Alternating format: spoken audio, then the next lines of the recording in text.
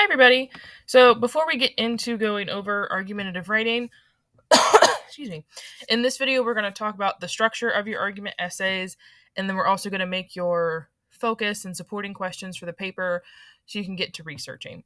So the focus for this entire week is going to be choosing your topics and then getting all of that research together for your topics.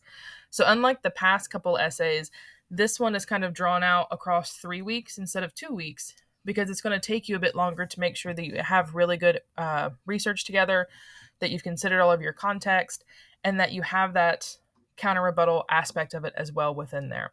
So make sure before you get into the video, take some time to look over the essay assignment, understand the ideas that you have to have within there, and also there are the topic options within that assignment as well. Just like the last essay, if you're not fond of any of the topic ideas, let me know. And you may have an idea that you really, really like, and that could work as well too. And towards the end, I'm also going to show you a nice place in InfoHio that you all should have access to, where you can also find some really nice topic ideas. That's a lot better than just Googling them, because then you know that there's actually going to be research available for them, and you won't have to worry about that later on down the road. So in this first part where you're taking notes, we're just going to talk about the structure of an argumentative essay, and this should be pretty familiar for you, because I think this is a pretty common one that you write in high school. Most of you have written at least 1 or 2 argumentative essays throughout your high school career. And just like always, making sure that we're considering the rhetorical triangle in anything we write. So argumentative essays are no different than our descriptive essays or our informative essays. You have to make sure that you're using ethos, pathos, and logos in balance so you're convincing to your audience. And like I said before in the previous notes, your logos and your ethos are your 2 most important ones.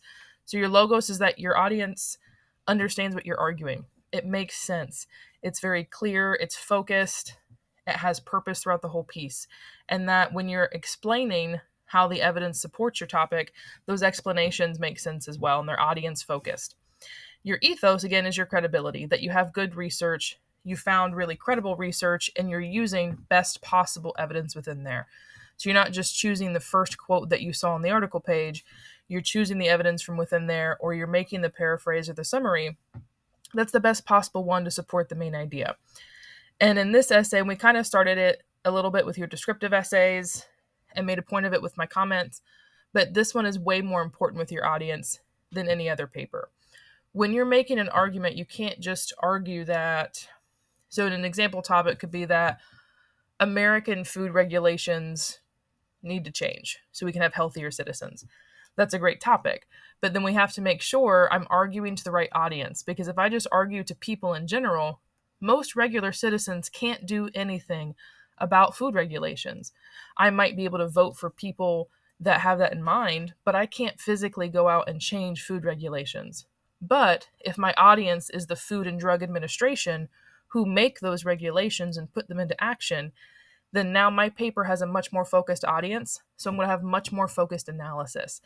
So as you're choosing your topics, and we're going to get into that when we choose or create your research questions, you have to have a very specific audience in mind, or what's going to happen is your logos becomes very, very broad, and it doesn't actually hit the points that you need to hit. You're kind of just arguing to the wind, and it doesn't pertain to anybody.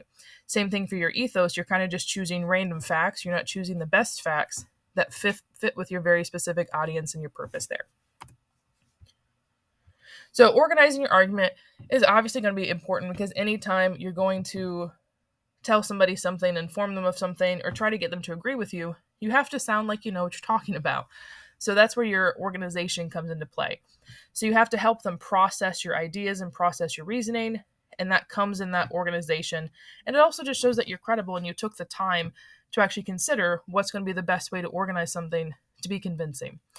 So the best way to think of this, if you've ever had a 5-year-old come up to you and argue anything, they know their topic, but the organization of their argument is off the walls, and they're going to change topics 20 times. So you stop listening to the 5-year-old and you just nod your head politely, but you don't listen to them.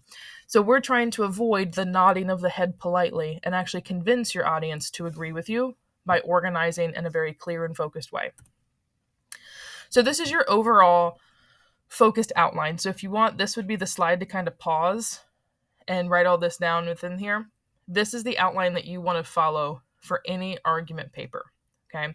You're obviously going to have your title, and for APA, you have that very separate title page. Then you have your introduction paragraph. This is just one paragraph where you have your hook, your explanation of the hook, you introduce the topic, and you give your thesis statement. Bam, bam, bam.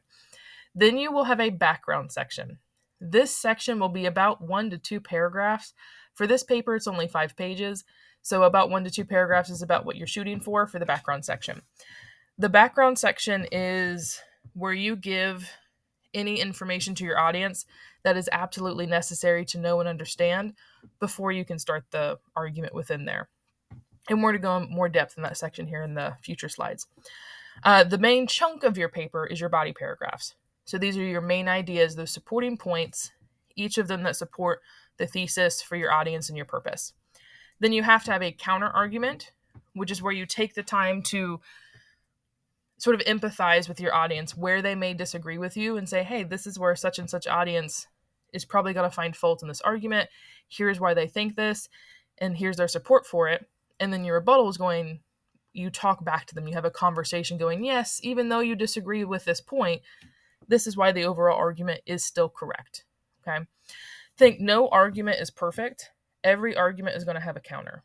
Okay. If your argument was perfect and had no counter, it's not an argument anymore. It's just an opinion, or it's just an informative piece. So every argument is going to have some point where the audience is going to have a point of contention, or there's going to be an issue with it, or so like the Food and Drug Administration one, that would be very difficult to get companies to go along with it, and they're going to try to stop a bill that would change those regulations, because that's expensive if you're telling a company they now can't use certain products in them with new regulations. So you're going to have a counter to it. Your rebuttal is where you then take the time to go, yes, you may be correct, or you may be partially correct, but the overall argument is still true and needs to be followed because da da da da da da. So you have an open conversation. And then finally you conclude. Okay. So out of that whole outline of there, your body paragraphs is the lengthiest section. Your introduction is 1 paragraph. Your background is 1 to 2. The counter is 1 paragraph, and the rebuttal is 1 paragraph, and the conclusion is 1 paragraph. So the chunkiest part of your essay are your body paragraphs. Oh, go back. So your introduction is obviously where you acquaint the reader with your topic and your purpose. So you tell them what you're going to be talking about in the whole essay, but you have to grab that attention within there as well. Another way to think about your outline is that your introduction is you tell them what you're going to tell them.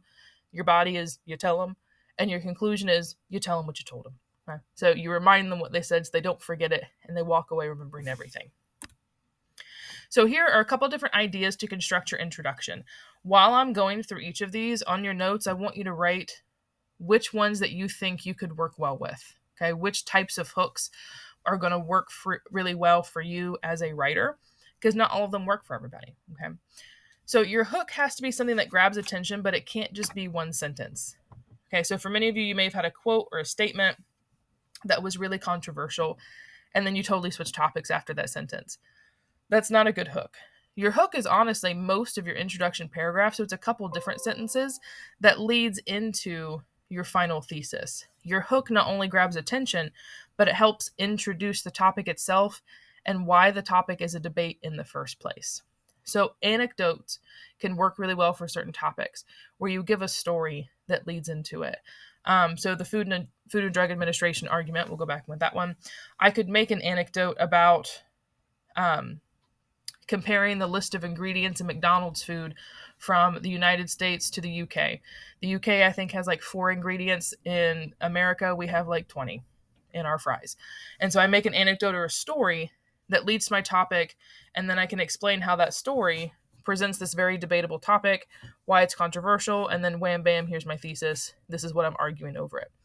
So in all of these, you're not giving your argument away until your thesis. You're basically explaining what the argument is. Along with anecdotes, you can give example of real or hypothetical situations. Be very careful of hypothetical situations, though. You don't want to make a made-up situation that is not realistic or that's blown out of proportion, that's some massive hyperbole. So it's usually much better to do a real example of that idea of the topic that leads into your argument.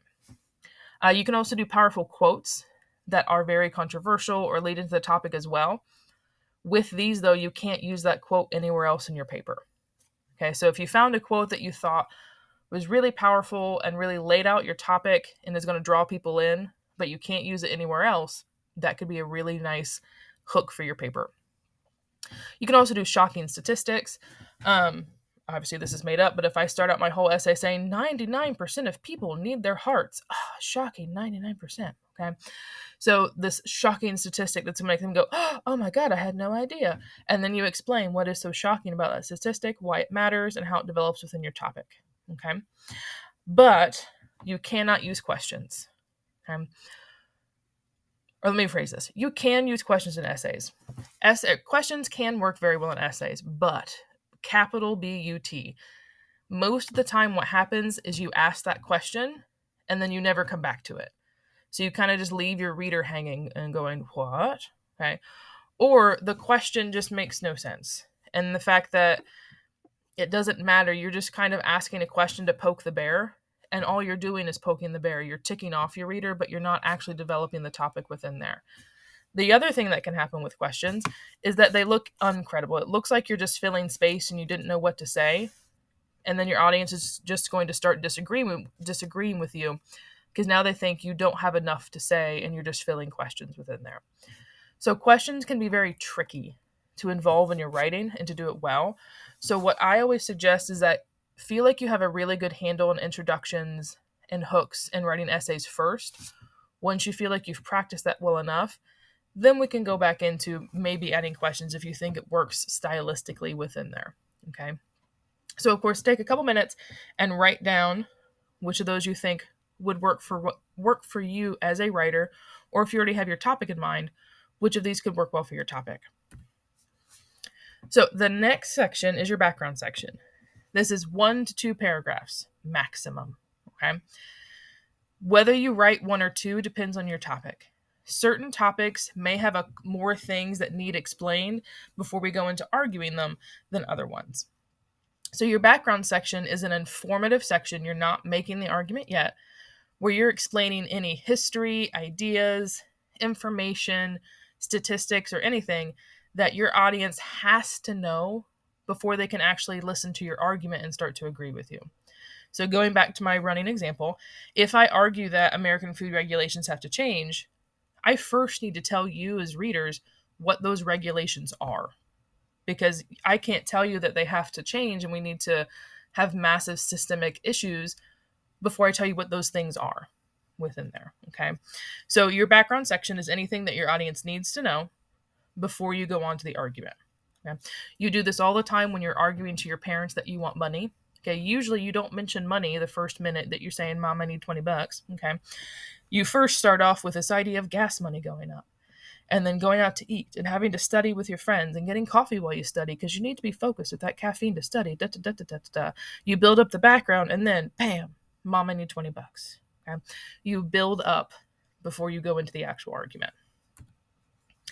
Your thesis statement, okay, and I should have put this a couple slides back, but this is the most important question, most important sentence in your time paper, and this is what goes in that very first introduction paragraph. So my bad, I meant to move this slide up in there.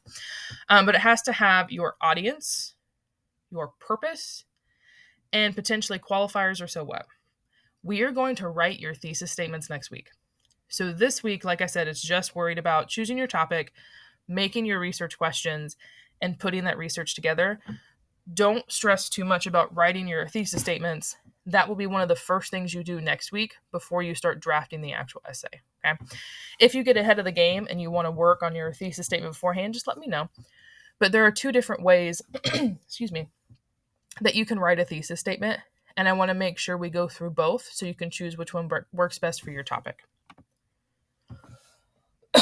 Excuse me. So obviously after your intro and your background paragraphs, then you have the meat of your paper. So these are your actual body paragraphs that you are mealing. Okay. Every essay should be mealed. If you're including any sort of research or need evidence in a paper, a body paragraph has to be mealed. So M, main idea, E, evidence, A, analysis, L, link. So this topic sentences, those are your main idea pieces. So you have to decide after you've researched and made your supporting questions, what are those main ideas within the actual paper and how am I going to order them to make sure somebody agrees with me? So again, if you're arguing about where to go out to eat for lunch, you're going to first argue location, because that makes most sense. Then you're going to argue money, because we got to figure out money. Then you're going to argue taste. You take care of the most important ones first, and then you go from there. So based on your topic, you organize to be the most convincing to your audience. So there are 3 different ways you can actually organize your body paragraphs. And this, again, depends on your topic. So my restaurant argument, I went from strongest claim to weakest claim. I went from the most general to the most specific. So you want to choose which one of these works best. So general to specific means you're going from your broadest points to your most specific points. And so you start out the argument with the easiest to understand pieces to the most difficult to understand. A chronological works very well for topics that deal with a chronological issue. So if I was going to make an argument about one of the many House bills that are trying to go through the Ohio Senate right now that are very controversial, I might do a chronological one, because I would have to go into the timeline of those bills coming in and how the timeline impacts the bills as well. Or you can go from weakest claim to strongest claim. Remember, in a 5-page essay, your reader, your audience, is going to remember your last claim more so than your first one. So you start out with your weakest ones and end with your strongest ones. The only thing I don't like about this phrase is none of your claims should be weak. Okay, you want to make sure you're choosing a strong evidence and a strong main idea to support your topic. But obviously, some of them are going to be stronger than others. So you order them in weight of strength there. So your main idea is obviously going to be your confirmation section. So this is the section that supports all of your qualifiers. It supports your so what. It supports everything your audience needs to hear. And so in your notes, if you're taking them, I need you to write meal again. So do not forget, this is the section you are mealing your body paragraphs within there. Okay. So after your main idea, let me skip around a little bit. Okay. After your main idea is when you go into your counter argument. Okay.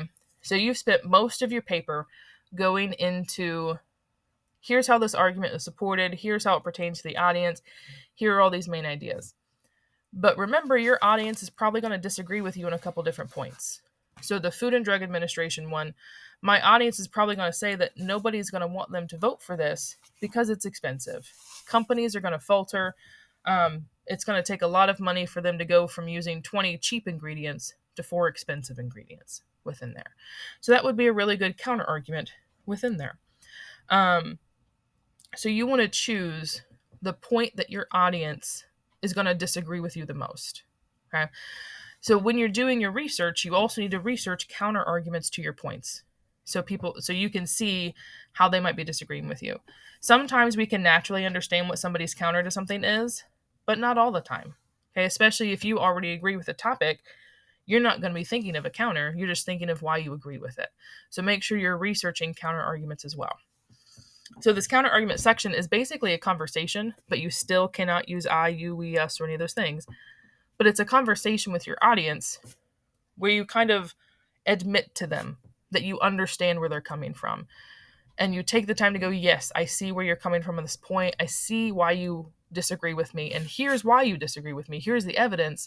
I want to show you that I'm credible and I took the time to understand you. Okay? You're basically putting yourself and you're taking the high road, okay, and showing that you took the time to understand them. Effective counter arguments to do this have to be tactful and firm, but not rude. Okay? Be careful of starting out a counter argument with many ignorant people would disagree with this point. Da, da, da, da, da. Well, you just called your audience ignorant, and now they're going to stop reading and disagree with you, and you lost all your credibility. Okay? So making sure you're truly looking at the research, how they present it, and why they would disagree with you on these points. But then you come to the rebuttal. Okay, so counter argument is one whole paragraph that you've mealed, and you analyze in that counter why the audience disagrees with you. So you're not supporting your argument at all in the counter. You're discussing why somebody disagrees with the topic. The rebuttal is where you come back and have a conversation.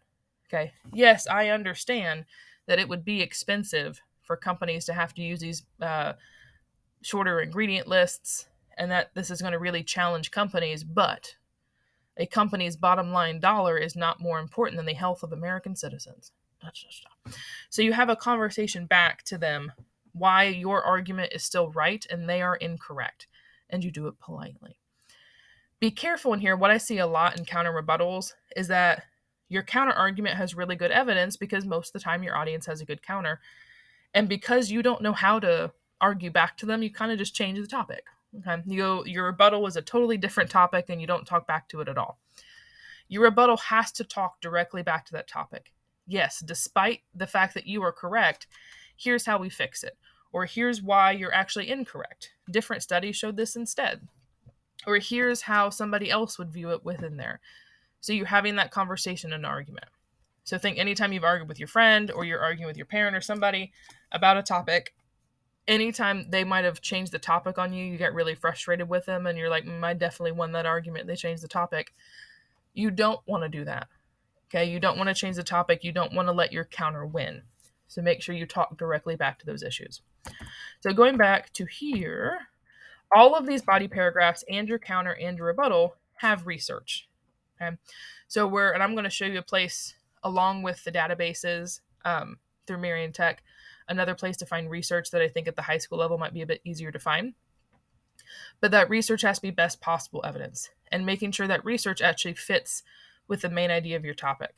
So if one of my topics is heart health in America, okay, I have to make sure that my evidence actually aligns with heart health and not all of a sudden talks about how cheap food is when it comes with these cheaper products. That's a whole nother topic and that's great, but it has nothing to do with the heart health that my first main idea came about. So making sure we're finding evidence that fits with our main ideas, we're being focused, and that it's best possible evidence that is also credible. Okay, so then your conclusions is that very last paragraph. Okay, you're going to circle back and give a brief summary of your piece. Remember, this is a 5-page essay, though you cannot summarize every main idea. That would take far too long. So you want to rephrase your thesis, so restate, connect with your audience, give a 1 to 2 sentence summary overall of what the main ideas of your paper are, and then there are 3 different options you can do to actually end your conclusion on a mic drop moment. So you can make a call to action to your audience.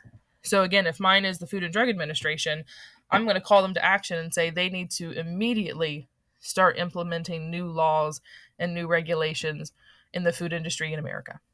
Okay, I'm going to tell them what they have to do because of all these issues. This is my call to action. Or I'm going to warn them. I can say, if they don't take the time to make these changes, well, here's what's going to happen to American health. Here's what's going to happen to American citizens. Or you can circle back to your hook. If your hook was a really powerful statement that you want to make sure your audience doesn't forget, remind them of that and say why that's an important statement, why they can't forget your topic, and why this topic is so important. Okay. So yes, it's summary, but you still have to make sure you have that reflection piece in your conclusion and give them that so what mic drop so you can just kind of throw the mic in their face and say argument done. Okay. So I want you to pause for a second before I go into the next piece and make sure you have all your notes over how to organize an argument. And I'm going to make sure you have an example outline on a document too, along with these slides on your Canvas. But you have to have, again, just a reminder, introduction, 1 paragraph, background section, 1 to 2 paragraphs, your actual main body, which is the chunk, the meat of your essay where you support your argument. Then you have your counter argument, which is 1 paragraph, your rebuttal, which is 1 paragraph, and your conclusion, which is 1 paragraph. And this entire piece is audience and purpose focused.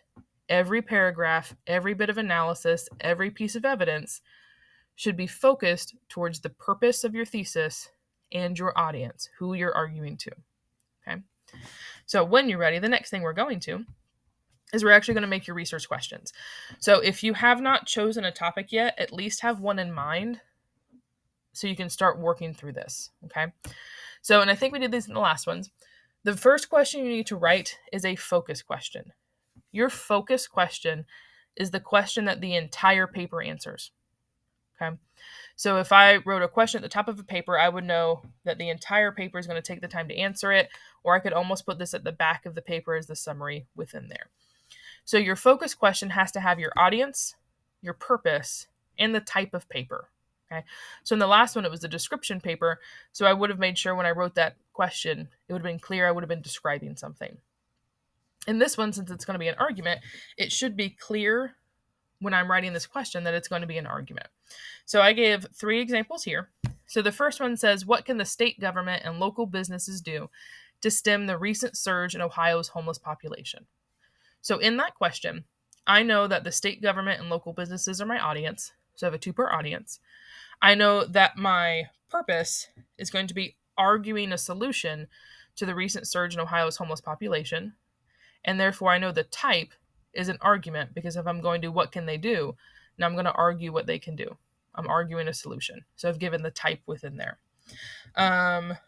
Second question says, what is the best plan of action to remedy the negative impact of feral cat colonies, feral dog packs, and abandoned domestic pets on urban and suburban communities and local humane societies? Okay, I kind of flipped this one.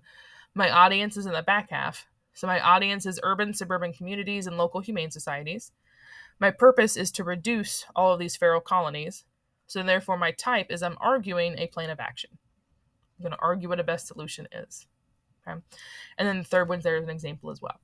So take some time to try to write a focus question for your topic as the audience, purpose, and type. What would be the summary question of your entire paper? After that, you write all of your supporting questions. You should have a large number of supporting questions. Your supporting questions are your context. So remember when we talked about rhetorical situation, your context is everything about your topic that you need to know and that your audience needs to know to agree with you. So it's all those little mini questions. So if I go back here and choose, what can the state government do to stem the recent surge in Ohio's homeless population? So some of my context, my supporting questions are going to be, what are governments currently doing to stem the homeless population surge? What are the statistics about homeless populations in Ohio? What programs are available for people? Are these programs helping? What's the impact on these people that who are homeless? What are the impact of homeless populations on the towns themselves? So on and so forth. And so I need to ask all these questions so I can understand my topic, and then I can decide which of these is going to actually be main ideas I include in my paper. Usually what I find is after you write your focus question, you'll probably be able to write 3 to 5 supporting questions that you know you need to know to start your research. Once you start researching and you have read 1 or 2 pieces of evidence or articles, then you should add to those supporting questions and realize that there's more information you need to know. There are more supporting ideas the audience needs to hear. So this should be a working list you continually come back to while you're researching. By the end, you should have about 10 or so supporting questions, okay? Because there should be about 10 main ideas that you have to keep coming back to understand your topic, okay? So once you've made all your focus question, you made all your supporting questions, then you want to actually use them to annotate. You do not have to annotate this way, but I find it usually is the easiest way to annotate and to keep your ideas organized so you know where you're coming back to. So I like to color code when I annotate on my pieces. I make my focus question one color, and then I make all my supporting questions different colors within there. So whenever I'm reading an article or I'm watching a documentary or whatever my evidence is for it, I can highlight and color code my notes so I know what section of that paper is answering which supporting question or which focus question. Okay. And you may realize that sometimes a section is answering both your focus question and a supporting question, and that's fine. But it helps you to figure out where all the information is. So then when you start to organize your paper, you can almost color code your main ideas. And then now you know exactly where to look in that article for evidence that's going to support that main idea because you've color coded it. So the supporting question is, how does plastic impact food? I know I can just go through all of my notes and find all of my burgundy notes, and all of those can go with that supporting question or that main idea paragraph. So it's going to be a much easier way to keep everything organized. Okay. So we know how we're organizing our essay. We know we need focus questions. We know we need supporting questions. So now we need to make sure we have a good topic. So in your essays, I gave you a few different topics to choose from that you could do. Okay. If none of those stand out to you, another great way to try and choose a topic is using this resource. Okay. The Marion Tech databases should have something like this as well, but I know that sometimes being at your high school campus, it can make it hard to log into sometimes.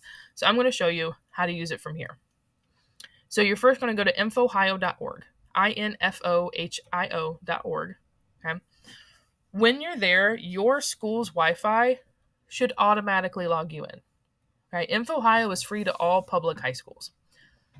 But if it doesn't, usually the username and password, which you would do up here, okay, in this little left-hand corner up here, usually it's going to be the username is your school name, and then the password is your mascot. Okay, it's usually how it goes. But once you're here and you're logged in, and like I said, it should automatically log you in. You're going to click grades 9 through 12. Take a second to load. And this is almost exactly like the Marian Tech databases. They just use pictures and they organize it differently. The Marian Tech databases actually include a number of these same databases. So you're still going to Boolean search. You're still going to make sure you're finding credible sources. You'll still have all those information available to you. But it's just set up in a way that sometimes is easier to access because you're not on a Marian campus. Okay. So Academic Search Premier is like EBSCOhost that you've seen on Marian Tech, and you can go here and you're going to do your Boolean search like normal. You also have science-based databases, so if your topic is science-based, you can come here. There are biographies available. They have ebooks available to you as well. If you are doing a business-focused one, so if you're talking about how to help small businesses, this would be a really good database here. And if you're taking Spanish right now or French at your high school, there are databases available to you to help right there. The one I want you to go to, though, is you got to scroll to the bottom and you're going to click Points of View Reference Center. And it'll take a second to load. Okay. Once you're here, this database gives you all these different topics that have research available. Okay. Some of these topics are a bit outdated, so be careful as you're looking through. Okay.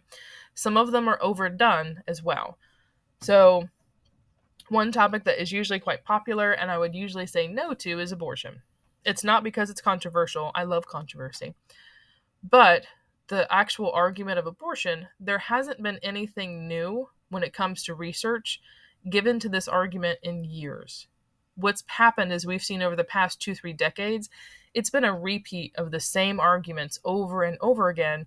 So instead of an argument, it's actually become more of an opinion piece than anything else. While this topic should not just be an opinion piece, people are just repeating the same things over and over again. So it becomes more of a faith-based opinion piece than anything else. So that's usually why if you have a teacher that's going to tell you no to a topic like that, it's not because it's controversial. You're not getting good information on it, and that's why. Okay. So from here, you can choose an overall topic that you seem to like. Okay. So if you're really interested in internet or human rights, then you can click on more, and it's going to give you all these different focused topics within internet overall. So we've got the digital divide. Let's say I like that topic. So I'm going to click on it, and now it's going to give you a summary of that argument. Okay. This right here is not a source you can use. Do not use this as a source in your paper. I'm going to repeat. Do not use this as a source in your paper. This is just a summary. Okay. And it's not written by anybody credible. This was written by this database. Like they paid some interns to write this thing here. Okay. And pull it together. What you can use to get good information from this is if we scroll to the bottom, it gives their bibliography. So you can go through their actual resources and use those as resources. What it also does, and it's set up similarly to the Marian Tech ones, if you click over here, now it gives you all this different type of information over this topic. I'm going to click on academic journals because I know they're credible. And now it gave me 6 sources over that topic. And I didn't have to actually type in the Boolean phrasing. It did it for me. And I didn't have to worry about it. So now I'm going to read the summary. Let's say I think it's beautiful. I want to use this source. I'm going to click on it. Okay. Has a PDF text right there that I can use. You can also save it to your cloud. I'll be honest, I normally don't save them to this because it stresses me out. So I normally email them to myself or come down here and click permalink. When you click this permalink, this is the link that's going to take you back to your source every time, and you're not going to use it. So obviously the entire source isn't there, so I have to click PDF to look at it. There we go. And we've got a 13-page dissertation. One and done. So now I have a source I can use, and it's beautiful. If I click on this little yellow post-it note square thingy here, it has APA citation right there for me. And now I don't have to put the citation together. It did it for me. Okay. So this is a really nice source to come back to when you're choosing your topics, but also to start the research process as well. And back on InfoHio, you can use Academic Search Premier as well to find those sources. And you're just going to type in like you normally would. So I'm going to put digital divide, since that's what I chose last time. Not good gravy. There we go. Okay. Make sure full text is clicked, because if not, it's going to give you stuff that they don't have access to. That's way too many sources. So 1967 is way too old. So I'm going to say I want this 2015.